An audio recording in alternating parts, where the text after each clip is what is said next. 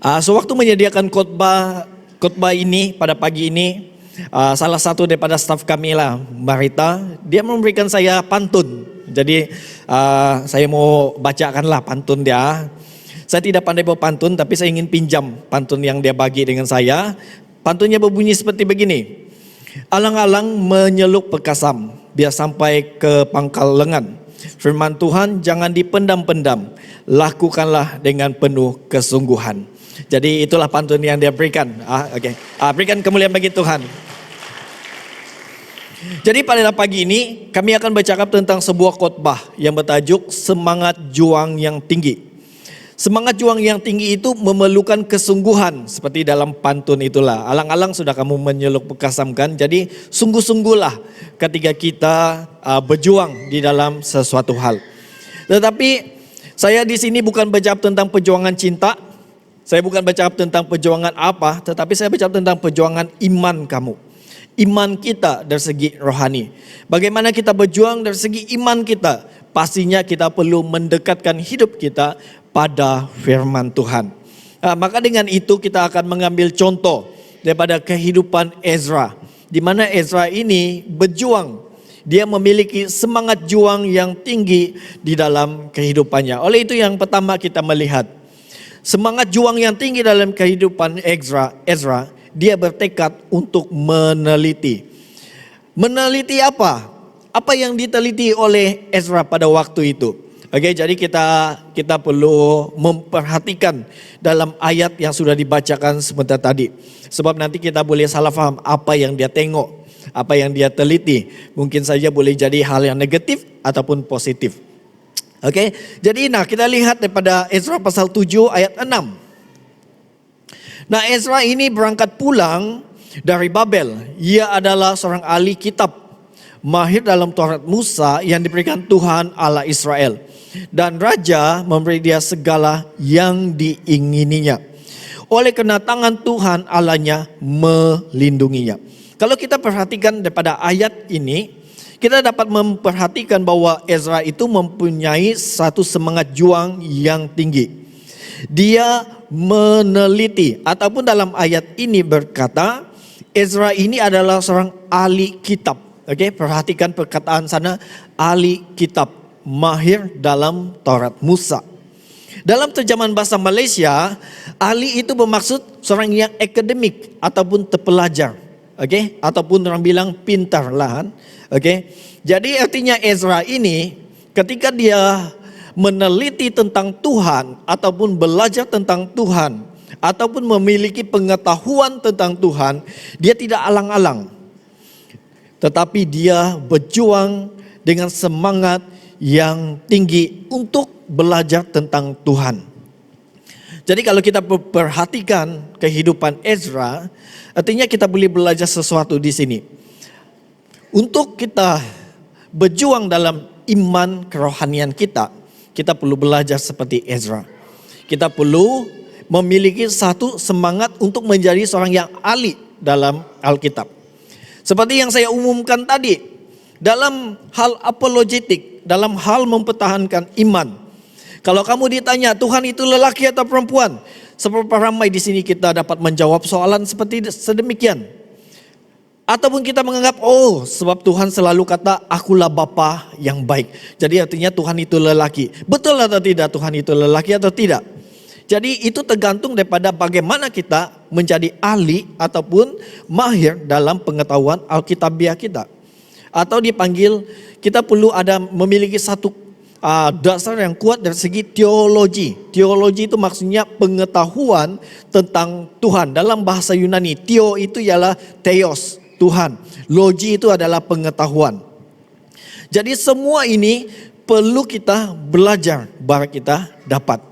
Jadi di mana pendedahan yang kita letakkan dalam hidup kita, dalam kerohanian kita untuk membentuk pengetahuan kita pada Tuhan. Jadi bukan saya katakan salah untuk belajar tentang pengetahuan di dunia ini, itu bagus. Tetapi jangan lupa bahwa kita memerlukan pengetahuan tentang Tuhan. Bagaimana itu harus kita dapatkan ataupun kita boleh lakukan? Bacalah Alkitab kita, itu adalah basic. Basic untuk mendapat pengetahuan tentang Tuhan, membaca Alkitab. Selain daripada membaca Alkitab, kita perlu belajar lebih dalam. Baca kamus Alkitab, baca tafsiran Alkitab, baca komentari Alkitab, dan sebagainya. Karena itu akan dapat mengukuhkan lagi pengetahuan kita tentang Tuhan. Kalau Anda tanya, pada zaman ini kita tidak akan ada banyak kesulitan untuk memahami firman Tuhan. Sebab kita ada banyak bahan-bahan yang sudah diterbitkan oleh ahli-ahli Alkitab, ahli-ahli teologi. Jadi oleh itu saya ingin mendorong kepada kita seperti Ezra pada waktu itu memberikan hidupnya bukan alang-alang, tetapi dia berjuang untuk belajar tentang Tuhan. Dalam Ezra 7 ayat 10 katakan, sebab Ezra telah bertekad untuk meneliti. Jadi ini satu dorongan kepada kita. Adakah kita juga sudah bertekad ataupun bilang sudah buat komitmen? Saya mau buat komitmen pada tahun ini untuk menghabiskan membaca Alkitab. Saya tidak perlu panggil kamu angkat tangan lah. Berapa ramai di kalangan kita yang sudah habis baca Alkitab dari Kejadian sampai Wahyu? Berapa ramai? Atau kamu baca Kejadian sampai Keluaran, lepas itu balik lagi di Kejadian. Tidak pandai tembus-tembus. Ataupun kamu pun tidak tahu di mana kamu baca. Setiap kali kamu mau baca Alkitab, kamu main kasih jatuh pen. Ping, oh jatuh di sini, oh saya baca inilah. Ada yang buat begitu kah? Mungkin ada lah kan. Tapi ya, kita perlu buat satu disiplin dalam hal membaca Alkitab. Kamu yang tahu tentang kehidupan kamu. Kamu tahu di mana waktu kamu senang, di mana waktu kamu tidak diganggu, di mana waktu kamu boleh meluangkan bersama dengan Tuhan. Jadi itu salah satu komitmen ataupun tekad yang perlu kita contohi seperti Ezra. Jangan hanya bertekad untuk belajar, tetapi apalagi yang seterusnya. Tetapi hendaklah kita melakukannya serta mengajar. Ini sangat penting. Ada di kalangan kita belajar tentang firman Tuhan, belajar tentang Tuhan itu bagus. Kita tahu tentang Tuhan. Sama seperti kami. Saya pergi ke sekolah teologi, menghabiskan sekitar 5 tahun untuk belajar tentang Tuhan. Dan selepas saya belajar tentang Tuhan, saya tidak akan terus-menerus mengajar kepada jemaat. Tetapi saya perlu mengalami dulu, mentransformasikan hidup saya terlebih dahulu, baru saya ajar. Kalau kamu pernah dengar kesaksian hidup saya katakan kepada kamu, sebelum saya masuk dalam pelayanan, saya adalah orang yang tidak ada keyakinan. Saya orang yang boleh katakan saya tidak yakin apa yang saya akan lakukan. Saya rasa saya seorang yang pemalu. Tetapi kamu tahukah, belajar tentang Tuhan mengubah kehidupan saya. Belajar teologi mengubah kehidupan saya. Saya bukan katakan belajar lain tidak mengubah hidup kamu. Tapi kesaksian hidup saya katakan pelayanan banyak mengubah hidup. Bukan saya seorang yang tidak tahu malu sudah. Tetapi at least kamu akan nampaklah perubahan dalam hidup saya. Tapi masih kamu akan lihat ada karakter saya, ada waktunya kalau kamu tidak tegur saya diam-diam saya. Bukan saya sombong tau. Itulah karakter saya dulu. Saya tidak akan bercakap selagi kamu tidak cakap. Tetapi at least pelayanan mengubah hidup saya. Kalau kamu lihat bagaimana seorang pemimpin boleh pemalu kalau dia mau bercakap dengan orang lain kan. Jadi tidak mungkin. Jadi kamu harus mengalami satu transformasi supaya kamu boleh berhadapan dengan orang lain. Seperti yang saya katakan, saya tidak berani untuk berhadapan dengan orang ramai. Tetapi kalau kamu menjadi hamba Tuhan, kamu perlu berkhotbah. Seperti pada pagi ini. Bukan hanya ini, saya juga pernah berkhotbah di banyak gereja seperti di Keke, di kampung-kampung. Sudah beberapa kali. Dan berkhotbah di kalangan pelajar-pelajar, student-student waktu di Keke praktikal. Dan saya tidak begitu takut karena saya tahu firman Tuhan telah mengubahkannya. Oleh itu, Inilah yang dilakukan oleh Ezra. Dia menjadi pengajar, tetapi pada masa yang sama dia juga perlu belajar firman Tuhan. Saya mau katakan seperti begini secara singkat. Belajar tentang Tuhan itu tidak harus berhenti. Dalam hidup kita, konsep hidup kita, kita tidak pernah berhenti untuk belajar. Betul? Siapa yang berhenti untuk belajar, kamu tidak akan dapat lihat ada kemajuan lagi dalam hidup kamu. Sampai tua pun kita tetap masih belajar. Ada yang setuju? Atau kamu katakan, oh saya lepas SPM saya tidak mau belajar sudah. Saya sampai saat ini masih belajar. Ada yang di sini yang sudah berhenti belajar? Jadi artinya dalam hidup kita, dalam hidup Anda dan saya, kita masih perlu belajar firman Tuhan. Saya mau bagi kamu keyakinan, sekalipun kamu sudah tamat sekolah teologi, ijazah, master, PhD kamu masih tetap belajar firman Tuhan. Amin. Kalau kamu tidak percaya, kamu tanya semua hamba-hamba Tuhan yang sudah melepasi sampai dokter, nanti Pak Suhardin sampai kamu tanya dia, masihkah dia baca Alkitab? Masih. Masihkah dia belajar firman Tuhan? Masih. Karena itulah proses hidup kita. Kita perlu belajar senantiasa. Jangan berhenti belajar. Karena bila kita berhenti belajar, kita berhenti bertumbuh dalam hidup kita.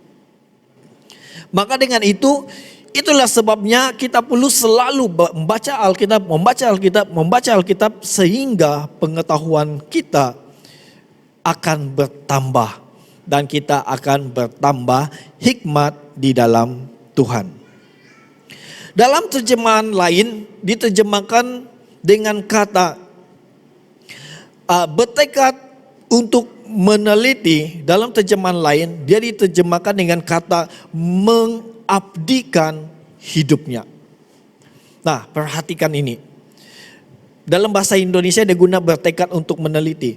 Untuk kita belajar firman Tuhan, terjemahan lain katakan mengabdikan hidupnya. Ketika Ezra belajar dan mempelajari firman Tuhan, dia mengabdikan hidupnya. Faham apa itu mengabdikan? Ada satu komitmen yang tinggi diletakkan di situ untuk belajar firman Tuhan. Tetapi inilah kelemahan Anda dan kelemahan saya. Ada satu sikap yang malas, kedagingan kita yang kita tidak dapat lawan. Bila kita mau baca Alkitab, belum lagi baca satu pasal, ada yang begitu. Saya pun kadang-kadang begitu tahu. Bila kita mau baca Alkitab, ayah penat, aduh sakit pinggang. Itulah kedagingan kita.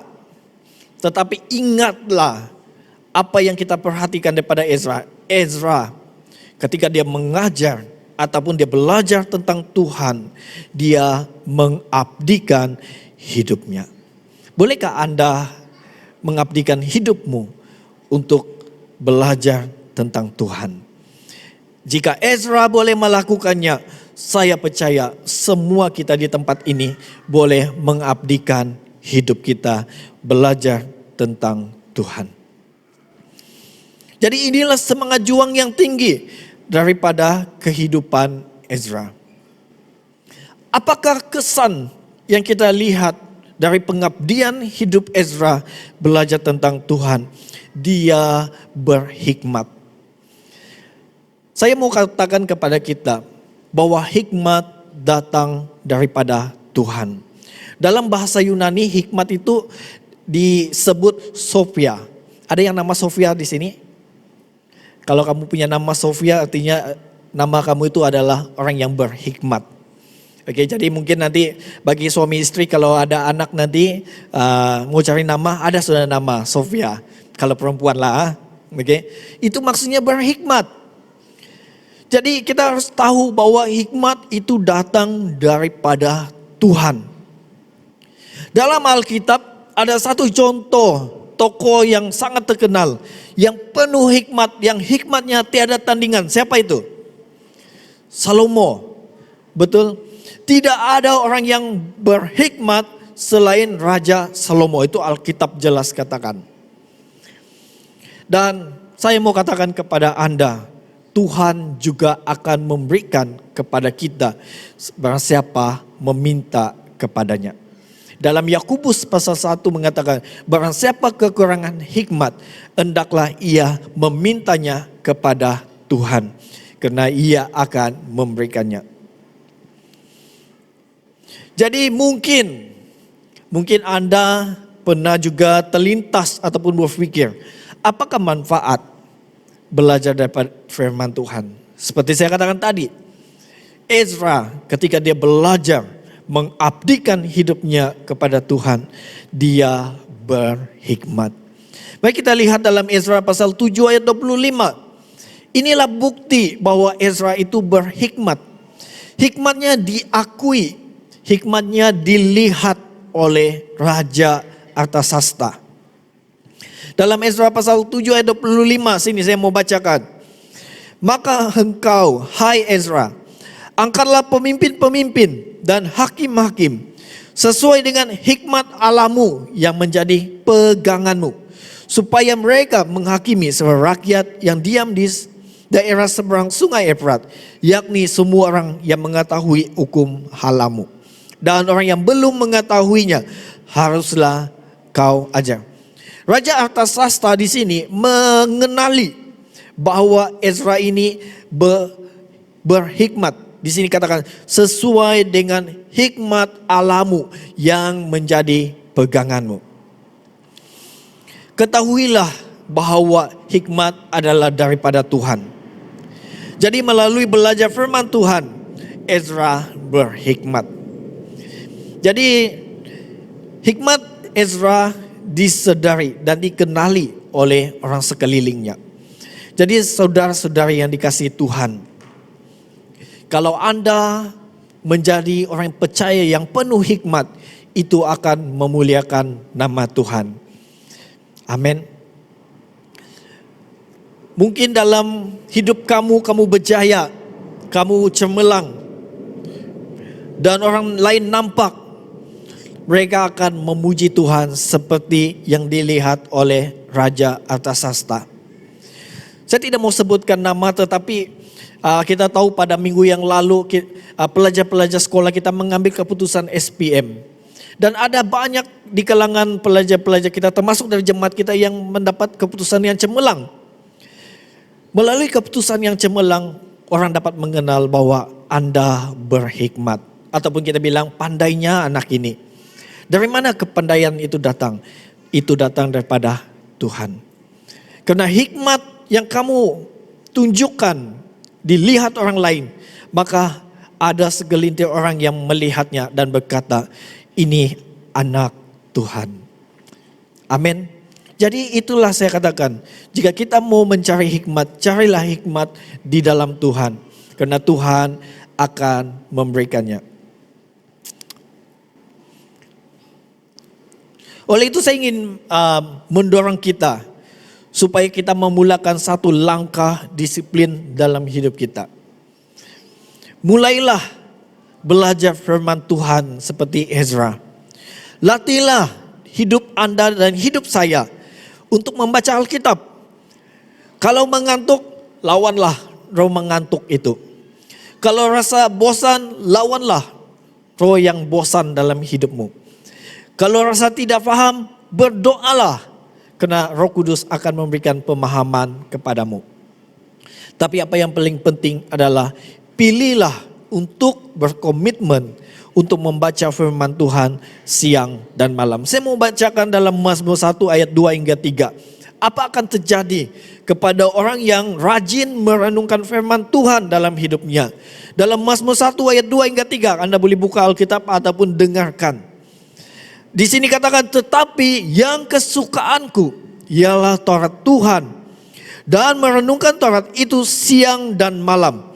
Ia seperti pohon yang ditanam di tepi aliran air, yang menghasilkan buahnya pada musimnya, dan yang tidak layu daunnya.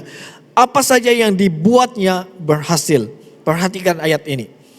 Ini mengatakan bahwa jika kita taat kepada Tuhan, kita merenungkan perintah Tuhan itu siang dan malam. Di ujung ayat itu mengatakan, apa saja yang dibuatnya berhasil. Jika Anda ingin melihat keberhasilan dalam hidupmu, carilah Tuhan dan kenalilah Tuhan, maka Ia akan memberikan kepada Anda. Jadi itulah yang pertama, Ezra bertekad untuk belajar ataupun meneliti. Itulah semangat juang yang ada dalam kehidupan Ezra. Semangat juang yang ada yang kedua, kita lihat dalam kehidupan Ezra adalah dia bertekad untuk mengikuti. Dalam Ezra pasal 7 ayat 14 di sini katakan, oleh karena engkau disuruh raja serta ketujuh orang penasihatnya untuk mengadakan penyelidikan mengenai Yehuda dan Yerusalem dengan berpedoman kepada hukum Allahmu yang menjadi peganganmu. Melalui ayat ini kita dapat belajar dua hal di sini. Yang pertama, jadilah pengikut. Ezra bukan mengikut dengan sembarangan, tetapi Ezra mengikuti dengan berpedoman kepada hukum Allah yang menjadi pegangannya. Kalau Anda perhatikan daripada Ezra 7 ayat 14 sana katakan bahwa Ezra mengikuti Tuhan dengan berlandaskan panduan daripada hukum dan perintah Tuhan. Bagaimana Anda dan saya boleh mengikuti hukum dan perintah Tuhan? Baca dan belajar tentang Tuhan. Jika kita tidak pernah belajar tentang perintah Tuhan, jika kita tidak pernah membaca tentang perintah Tuhan, kita mungkin saja boleh gagal untuk melakukan ataupun mengikuti perintah Tuhan. Ada banyak orang yang kita lihat mengalami kegagalan dalam hidup mereka. Saya bukan katakan karena mereka tidak mentaati perintah Tuhan, tetapi mungkin saja boleh terjadi sedemikian. Ada yang telah rosak dari segi kehidupan, etika hidup mereka karena kegagalan untuk mengikuti perintah Tuhan. Ada banyak perintah-perintah Tuhan yang perlu kita perhatikan seperti dalam 10 hukum. Kegagalan bangsa Israel mengikuti perintah Tuhan, apatah lagi kita. Karena hubungan, karena tidak membaca, tidak berhubung dengan Tuhan, tidak membaca Alkitab, maka kerohanian akan semakin layu. Akhirnya kita gagal untuk melakukan perintah Tuhan. Mungkin kita boleh perasan orang yang hidupnya sudah orang bilang lost dengan Tuhan. Dia akan menjadi mudah sensitif dalam hidupnya. Orang tengok dia tidak cakap apa-apa, tetapi dia cakap dia ejek saya. Orang senyum-senyum dengan dia sebab mau menyatakan kebahagiaan, tapi bila dia tengok, dia apa dia senyum-senyum saya ni ya? Sensitif sangat hati kita. Jadi ini seringkali akan terjadi dalam kehidupan Anda dan kehidupan saya. Bacalah Alkitab karena ia akan mengubah kehidupan kita. Ia akan memperbaiki kehidupan kita supaya kita tidak negatif. Saya mau katakan seperti begini. Gereja atau umat Tuhan, kita dipanggil untuk menjadi saksi kepada dunia. Amin. Semua setuju ini. Kita tahu firman Tuhan berkata begitu. Tetapi kenapa ada gereja yang dalam gerejanya jemaatnya saling menjatuhkan? Pernah kamu nampak? Gereja berpecah. Satu sama lain saling mengutuk di depan, di belakang. Kita berkata jahat dengan orang yang lain. Adakah ini mencerminkan Anda sebagai gereja ataupun orang yang mengikuti Tuhan? Jika kita berkata saya pengikut Tuhan, seberapa salah pun orang itu dengan Anda akan memilih untuk apa? Mengampuninya. Jika kita belajar tentang Tuhan, kita belajar tentang kasih Tuhan, Yesus berkata, ampunilah mereka, sebab mereka tidak tahu apa yang mereka lakukan. Pernah kamu rasa apa yang Yesus rasa? Pernah kamu rasa kamu diludah? Pernah rasa ditampar? Pernah rasa dipukul? Pernah rasa dicambuk? Pernah rasa dicaci maki? Tuhan sudah rasa itu awal. Kalau Anda mengatakan saya hari ini mengikuti Tuhan, contohilah kehidupan Yesus. Ikutlah dia. Ikutlah dia dengan sungguh-sungguh. Kamu bukan mengikut padri ketika kamu jadi Kristen. Kamu tidak ikut saya. Kamu bukan ikut saya, tapi kamu ikut Tuhan Yesus. Kalau kamu ikut Tuhan Yesus, ikutlah apa yang Dia lakukan di atas kayu salib. Itulah orang yang bertekad untuk mengikuti Tuhan.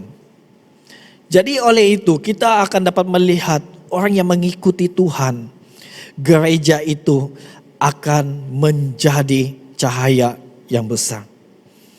Jadi jadikanlah gereja ini sebagai tempat yang orang boleh merasai surga. Bukan adanya perpecahan. Bukan adanya perselisihan faham. Jadi hari ini saya mau katakan kepada kita semua, apapun kesalahan yang pernah dilakukan oleh sesiapapun dalam hidup kita, hari ini saya mau katakan, pilihlah untuk mengasihi dia dalam hidupmu. Karena kita adalah pengikut Yesus. Jadi setiap kesalahan pasti boleh terjadi dan pasti akan terjadi. Setiap masalah akan terjadi dan di mana-mana saya boleh terjadi. Baik pemimpin maupun jemaat. Tapi apa yang saya mau katakan di sini, kalau Anda katakan saya mengikuti Tuhan, ikutilah perintah Tuhan dengan baik. Jadi kedua di sini, Ezra bukan hanya menjadi pengikut, tetapi dia melakukan firman Tuhan di dalam hidupnya. Ketika dia diperintahkan untuk pergi, dia pergi. Ketika Tuhan memerintahkan kepada Ezra untuk pergi ke Yerusalem untuk mengajarkan, maka dia mentaati perintah Tuhan. Jadi saudara-saudara yang dikasihi Tuhan, bagaimana kita dapat mentaati ataupun menjadi pelaku firman Tuhan? Sekali lagi, yang paling penting kita harus belajar tentang Tuhan. Ketika Anda belajar, masa kamu belajar dengan Tuhan, itu yang akan membuat Anda mengenali panggilanmu dan kamu akan jelas dengan perintah Tuhan. Apa yang saya mau katakan di sini, jika kita belajar firman Tuhan dengan baik, maka kita juga akan dapat mengikuti perintah Tuhan dengan baik. Kalau kita melihat dalam ayat 25 tadi, Ezra yang penuh hikmat diminta ataupun raja meminta dia supaya dia membangun pemimpin-pemimpin supaya boleh membantu dia dalam pelayanan. Jadi apa yang Ezra lakukan? Dengan hikmat yang ada daripada Tuhan, dengan pengetahuan yang ada daripada Tuhan, dia mempercayakan ada beberapa pemimpin-pemimpin, pasukan-pasukan untuk melayani bersama-sama dengannya. Bahkan kita tahu juga di dalam pasukan, sebuah pasukan pelayanan pastinya ada juga yang memiliki kelemahan. Maka dengan itu di sini katakan bagi mereka yang tidak tahu tentang hukum Tuhan, haruslah engkau ajar. Itu perintah Tuhan kepada Ezra. Sama juga dengan halnya dalam pelayanan. Ketika pelayanan, dalam sebuah pelayanan itu kita lihat ada kelemahan, ada kesalahan, maka kita harus membentuk, kita harus mendidik, kita harus membetulkan supaya ia semakin menjadi lebih baik. Tetapi apa yang kita perlu belajar di sini adalah kita harus saling bertoleransi dengan satu dengan yang lain. Ya, kalau kita lihat di sini Ezra, dia begitu berhikmat dan memperhatikan kepercayaan yang Tuhan berikan kepadanya. Maka dengan itu kita dapat melihat dalam poin yang ketiga, Ezra dapat bertekad untuk bertindak dengan bijaksana dan kesedaran. Nah, kalau kita melihat dalam ayat 27 dan 28. Saya tidak bacakan di sini, tetapi ada dua perkataan yang sangat penting di sini untuk kita perhatikan. Kalau dalam bahasa asli Alkitab, perkataan ini menghubungkan hubungan perjanjian Tuhan dengan Israel. Oke, ada dua perkataan ataupun Anda boleh perhatikan dalam ayat 27 di mana di sana ada satu kata digunakan, menyemarakan rumah Tuhan. Oke, ini perkataan ini dalam terjemahan bahasa Malaysia lah, dalam bahasa Inggris disebut honor. Oke. Dan ada satu perkataan lagi di ayat 28, disenangi. Dalam bahasa Inggris disebut good favor. Jadi dalam bahasa asli ayat ini bercakap tentang perjanjian Tuhan dengan Israel. Ketika Ezra mendengar, ketika Ezra tahu bahwa raja begitu baik dengan dia, raja menolong dia, Ezra tidak cepat-cepat untuk bertindak, tetapi dia pikir kebaikan yang dia terima dari siapapun sebenarnya itu adalah karena Tuhan pernah berjanji kepadanya. Kalau Anda perhatikan di ayat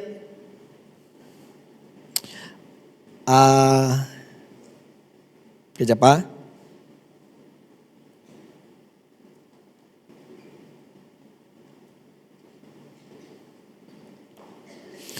Ayat 28. Kalau kita perhatikan di ayat 28, Ezra memberitahu kepada kita bahwa semua kebaikan yang dia terima daripada orang sekelilingnya itu datang daripada Tuhan. Karena Tuhan pernah berjanji. Oke, jadi inilah dipanggil orang yang bertindak dengan bijaksana dan sedar. Ezra berkata, maka aku menguatkan hatiku, karena tangan Tuhan Allahku melindungi aku dan menghimpunkan dari antara orang Israel beberapa pemimpin untuk berangkat pulang bersama-sama aku.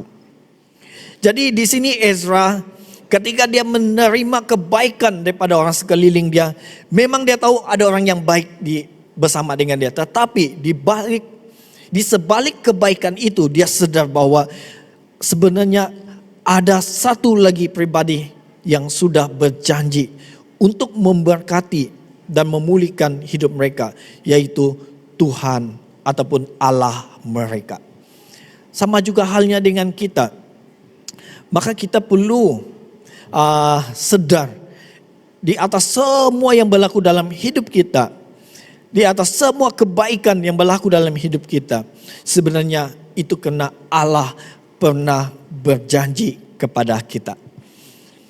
Dia berjanji bahwa jika kita sungguh-sungguh mengikutinya, maka Allah berkata, aku akan menyertai kamu.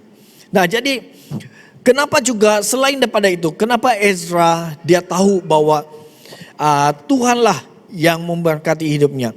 Ini karena Ezra itu biasa dengan kitab suci ataupun biasa mendengarkan kata-kata Tuhan. Jadi saudara-saudari yang dikasihi Tuhan, bagaimana kamu boleh biasa mendengarkan kata-kata Tuhan? Baca selalu Alkitab. Orang yang biasa mendengarkan firman Tuhan adalah orang yang selalu membaca Alkitab. Itu jelas, noktah. Tidak pernah baca Alkitab, kamu tidak akan biasa dengan ayat Alkitab. Jadi di sini ketika Ezra terbiasa untuk membaca Alkitab, maka dia dapat menghubungkan situasi semasanya. Ketika dia menerima kebaikan, dia bukan hanya terima kebaikan itu dari orang lain, tetapi dia berkata semua kebaikan ini datang daripada Tuhan. Jika kamu biasa membaca Alkitab, Segala sesuatu yang berlaku dalam hidup kamu, kamu akan lihat Tuhan. Hari ini, kalau apapun berlaku dalam hidup kamu, kamu stres, kamu ada masalah, tiba-tiba kamu keluar petang-petang kamu nampak pelangi. Apa yang kamu lihat daripada pelangi itu? Pernah nampak pelangi petang? Di dalam Alkitab mengatakan pelangi adalah simbolik kepada Tuhan berjanji kepada umat Israel. Betul? Jadi apabila kamu dalam kelemahan, kamu keletihan, kamu rasa tertolak, bila kamu keluar petang, kamu lihat pelangi, kamu lihat bahwa Tuhan berjanji, aku tidak akan mendatangkan bencana air bah lagi kepada bangsa ini. Itulah janji Tuhan. Sewaktu air bah berlaku di zaman Nuh, Tuhan mengeluarkan pelangi sebagai tanda perjanjian. Jadi apabila kita terbiasa dengan firman Tuhan, bila kita lihat pelangi, kita ingat apa yang berlaku di zaman Nuh. Bagaimana dengan orang yang tidak pernah baca? Dia mana tahu, Alkitab pernah tulis pula. Ada yang pernah tahu tentang ini? Jadi seperti itulah cara kita menghubungkan kehidupan kita dengan firman Tuhan. Apabila kita nampak orang jatuh di dalam dosa, kita mesti ingat kembali dalam Alkitab. Ketika Yesus melihat orang berdosa, apa Yesus katakan? Pergilah dan jangan buat dosa lagi. Aku pun tidak menghukum kamu. Ingat, nampak orang lain buat kesalahan, jadilah seperti Yesus. Hubungkan situasi hidup kita dengan firman Tuhan. Janganlah kita bertindak seperti orang yang tidak mengenal Allah. Orang sudah buat salah, kita hakimi dia, kita kasih jatuh dia, sampai dia tergeletek lagi.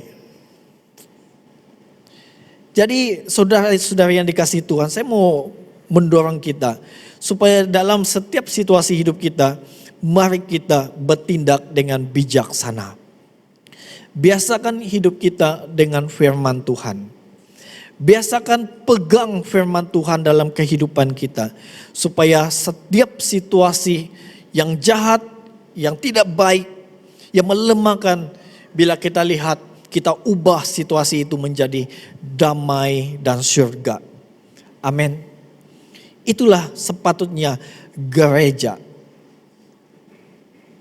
Jika kita tahu ada orang yang sedang bercakap-cakap benda yang tidak baik, sebagai gereja kita berada di tempat itu, kita akan menjadi pendamai di tengah-tengah situasi itu. Bukan kita menjadi batu api, tetapi marilah kita menjadi gereja yang dipanggil dan yang dicari oleh Yesus Kristus. Jadi secara jelas, jika kita perhatikan kehidupan Ezra, yang paling penting sekali pertama, mari kita memilih untuk komitmen dalam membaca Alkitab. Karena melalui pembacaan kita dalam Alkitab, kita akan beroleh hikmat. Kita akan penuh hikmat, baik di tempat kita kerja, di sekolah, di pelayanan, ataupun dalam hidup kita. Kita tidak akan mudah untuk membuat orang lain terjatuh, tetapi kita akan menjadi cahaya di tengah-tengah hidup mereka. Kedua, marilah kita menjadi gereja yang mentaati perintah Tuhan di dalam kehidupan kita.